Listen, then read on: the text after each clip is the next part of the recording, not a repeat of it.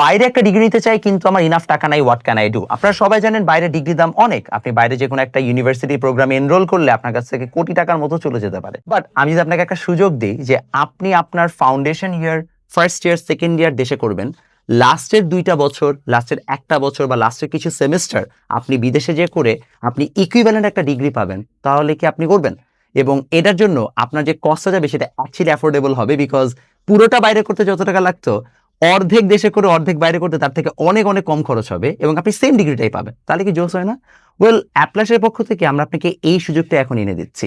আপনারা যারা বাইরে পড়তে চান কিন্তু ইনাফ টাকা নাই, আপনারা চাইলে কিন্তু অনলাইনে হাফ সেমিস্টার করে বাকি আপনার লাইফটুকু বাইরে হচ্ছে যে করে শেষ করে একই অ্যামাউন্ট অফ হচ্ছে যে ফ্যাসিলিটি অ্যাভেল করতে পারেন।